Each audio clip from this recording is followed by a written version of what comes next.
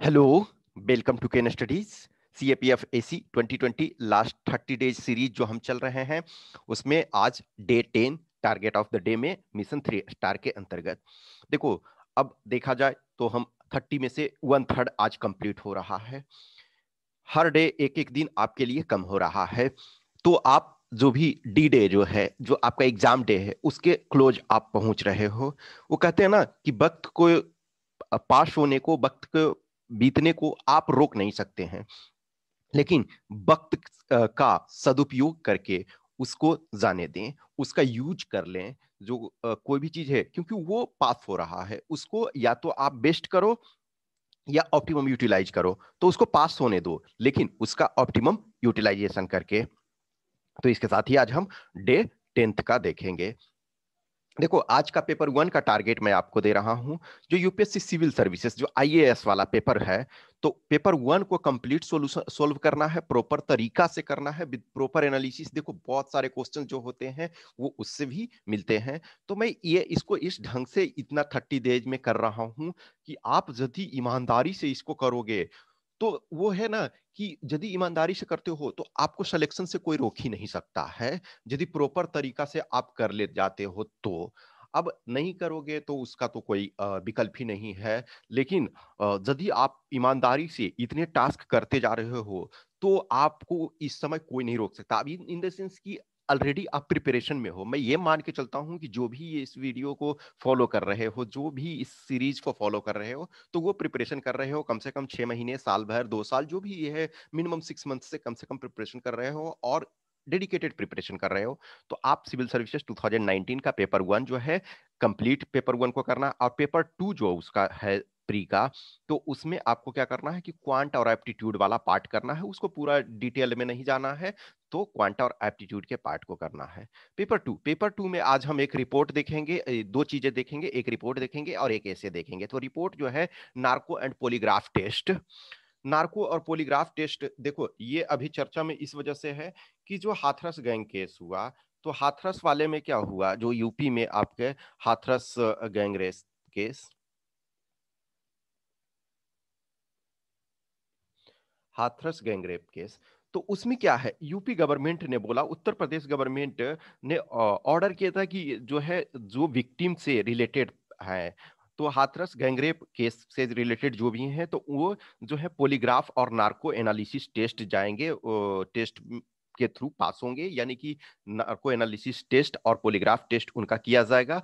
और उस केस के इन्वेस्टिगेशन में एक तरह से ये एक अहम भूमिका होगा। अब देखो, इसमें से है नार्को टेस्ट क्या होता है। नार्को टेस्ट जो होता है उसमें आपको एक ड्रग दिया जाता है। ठीक है, तो दोनों हम पहले नार्को देख लेते हैं, उसके बाद पॉलीग्राफ टेस्ट देखते हैं।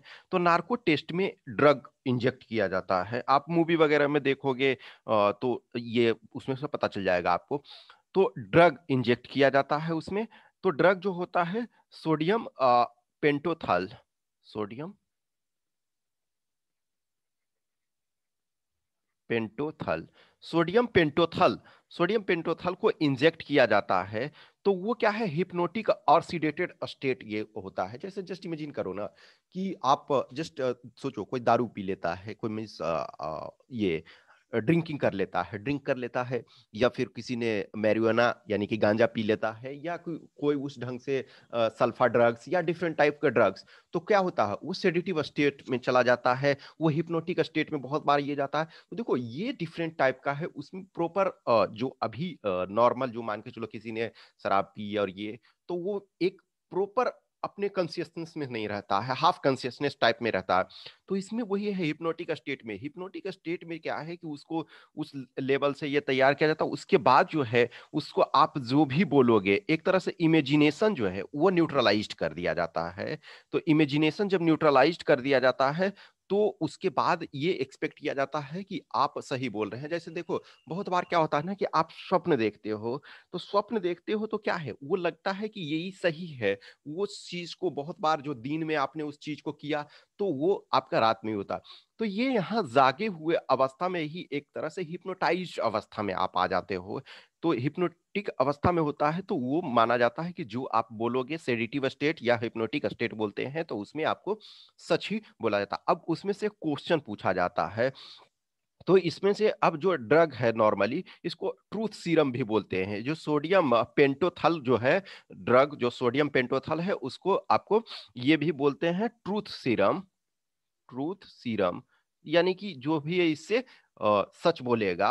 और ये नॉर्मली टेस्ट जो है 1 से 3 घंटे के आसपास चलता है। उसमें देखो जब वो सेडेटिव स्टेट में आ गया यानी कि हिप्नोटिक स्टेट में आ गया, तो ऐसा नहीं है डायरेक्ट डायरेक्ट आप उसी क्वेश्चन पे सिंपल से क्वेश्चन से स्टार्ट करोगे, ग्रेजुअली जो भी है उस चीज को। अब देखो किसी को एक तरह से 3rd डिग्री दे करके किसी चीज से पूछते हो तो 3rd डिग्री देते हो तो वो पेनफुल है। लेकिन यदि देखा जाए तो ये नार्को टेस्ट जो है वो पेनफुल नहीं है, वो ड्रग आपको दे दिया गया उसके बाद। लेकिन कहीं ना कहीं जो ये है कि एक राइट टू प्राइवेसी, अभी हम केस में भी देखेंगे, तो ये जो भी केस सुप्रीम कोर्ट ने जो बोला है, तो ये आपका नार्को टेस्ट हुआ कि आप ड्रग देते हो सोडियम पेंटोथल। अब जो दूसरा आपका जो है ये आपका पॉलीग्राफ टेस्ट है। पॉलीग्राफ टेस्ट, तो पॉलीग्राफ टेस्ट में क्या किया जाता है, आपको इलेक्ट्रोड ये लगाया जाता है बॉडी में। ठीक है, तो इलेक्ट्रोड बॉडी में जो इलेक्ट्रिक एक मशीन है वो उससे आपको इलेक्ट्रोड ये किया जाता है, और एक तरह से कार्डियो कफ्स उसको बोलते हैं।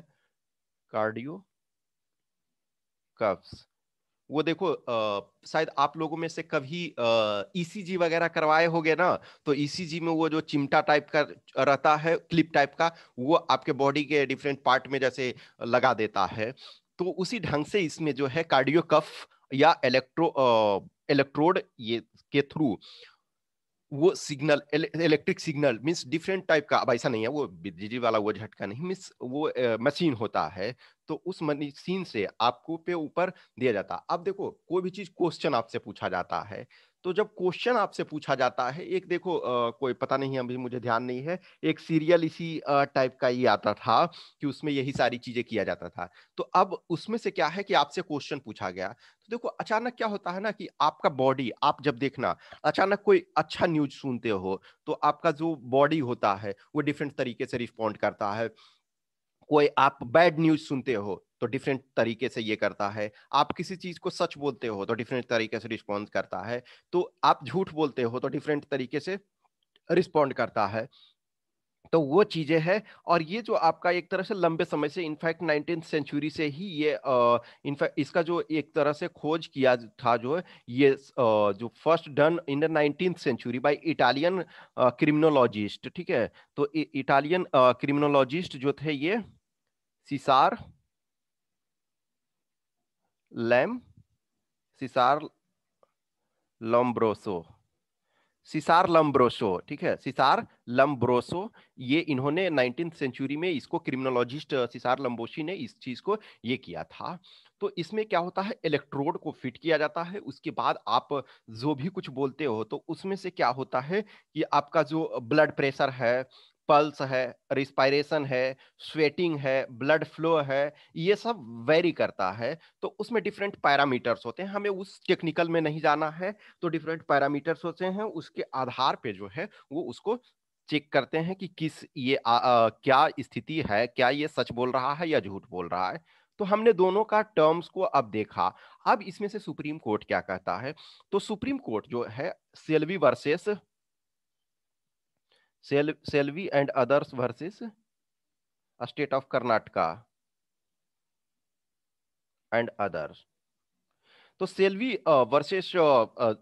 And others versus state of Karnataka and other 2010 case में Supreme Court rule that no lie detector test should be administered except on the basis of consent of the accused. ये चीज आपको ध्यान रखना कि except on the basis of consent of the accused. अब देखो जैसे हाथरस गैंगरेप केस में जो आपने बोला कि जो विक्टिम से रिलेटेड जो है फैमिली मेंबर हैं और ये सारे जो लोग हैं, उनका जो है पॉलीग्राफ टेस्ट ये कराया जाएगा। और जो नार्को टेस्ट और पॉलीग्राफ टेस्ट कराओगे तो यदि जिन लोग जो पुअर फैमिली वगैरह से हैं, जिनको इस चीज के बारे में पता नहीं है, आपको उनसे अननेसेसरी इन चीजों को करने का ये कोई मतलब नहीं। देखो जो अवेयर है वो तो चीजें, अब जस्ट इमेजिन करो ना कि बहुत बार क्या होता है ना कि आप सच भी बोलने लगते हो, लेकिन कुछ ऐसे सरकमस्टांसेस, जस्ट इमेजिन करो कि एक गांव का आदमी है, उसको ये बता दिए कि तुम्हें ना एसपी के सामने कल जाना है, डिस्ट्रिक्ट जो सुप्रिंटेंडेंट है, पुलिस सुप्रिंटेंडेंट, उसके पास जाना है।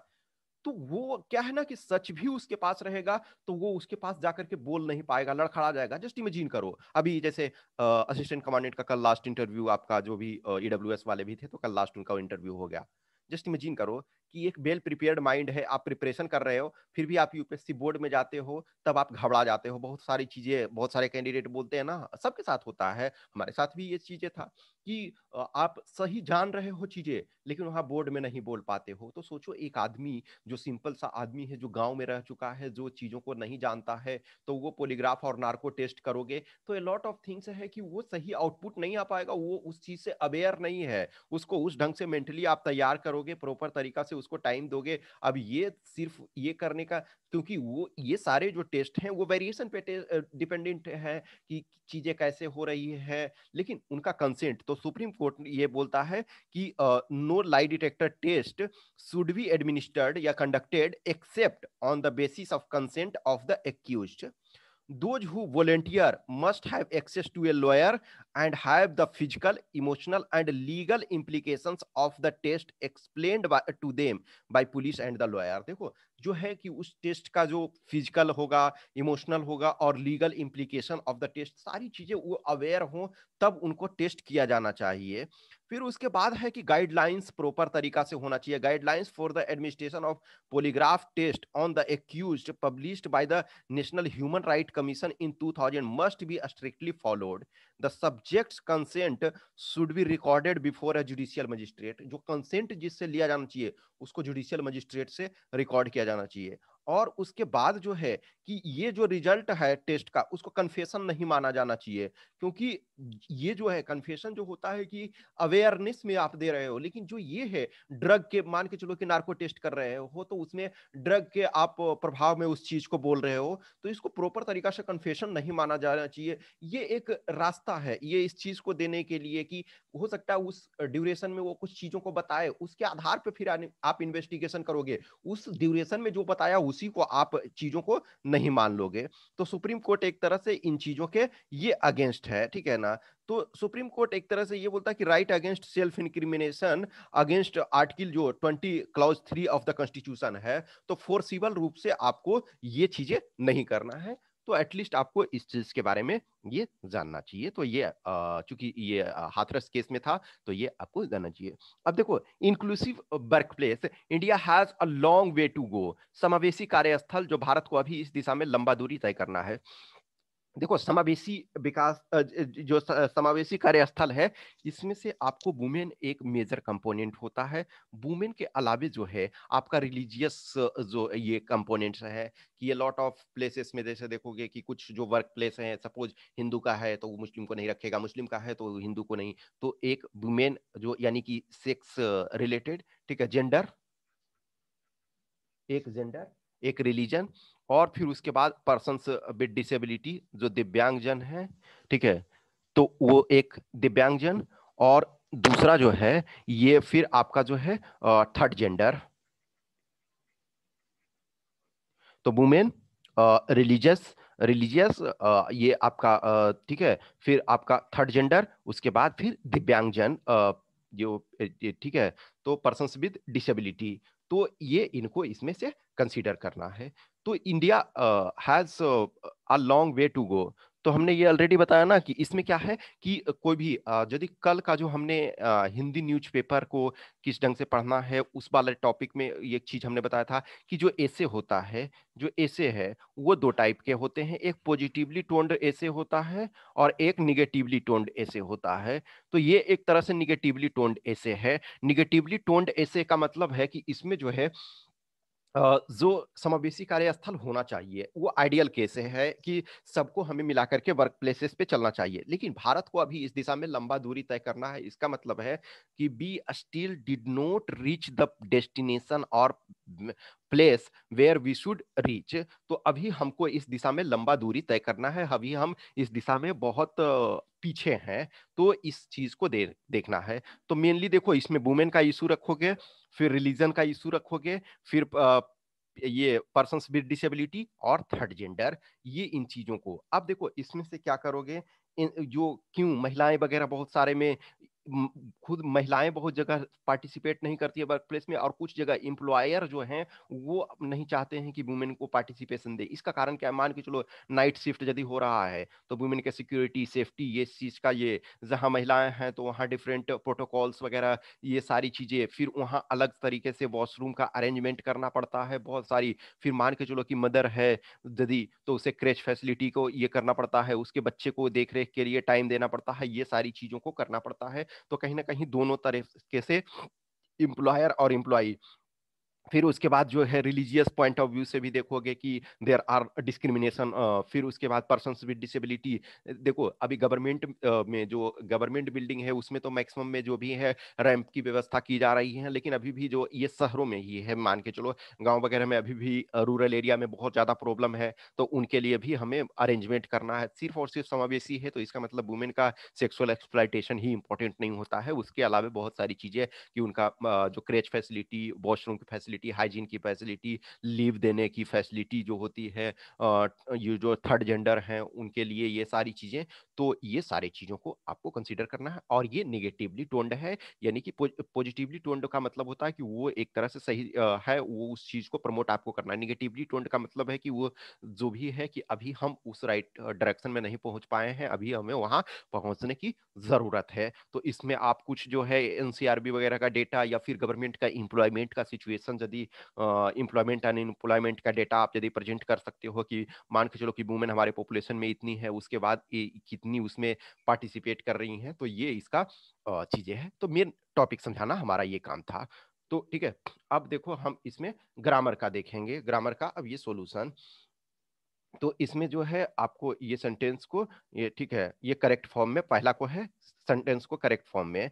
तो ये है the celebrated grammarian Patanjali is an contemporary of Pushyamitra Shunga. तो देखो ये एन नहीं, अभी वर्तमान में वो नहीं है, और ए होगा, तो इसमें होगा the celebrated grammarian Patanjali was a contemporary of Pushyamitra Shunga, तो वॉज अ, ठीक है।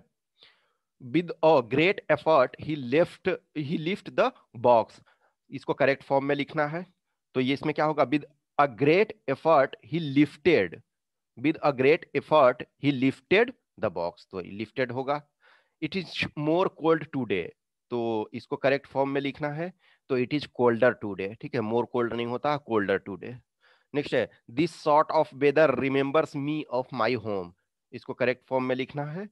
तो this sort of weather reminds, reminder के जगह रिमाइंड्स, ठीक है, reminds me of my home.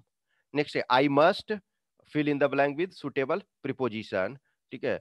तो आई मस्ट स्टार्ट एट, ठीक है, एट मीन्स ये प्रिपोजिशन लगाओगे आप, एट डाउन, ठीक है, डाउन का मतलब जो होता है ये मॉर्निंग में, to reach the station in time, ठीक है, तो एट हो जाएगा। नेक्स्ट है like true sportsman they would give enemy fair play, इसको ये आपको आर्टिकल ये इंसर्ट करना है, तो ये हो जाएगा like true sportsman they would give the enemy, they would give the enemy, ठीक है, फेयर प्ले। नेक्स्ट है what is fill in the blanks in the bone will not bear out of the flesh, तो ये होगा fill in the blanks with the past tense और past participle जो भी हो ब्रीड का जो है, ठीक है। तो इसमें से आपका क्या हो जाएगा कि what is bread in the bone will not bear out of flesh, तो ये हो जाएगा ब्रेड, BRED ब्रेड।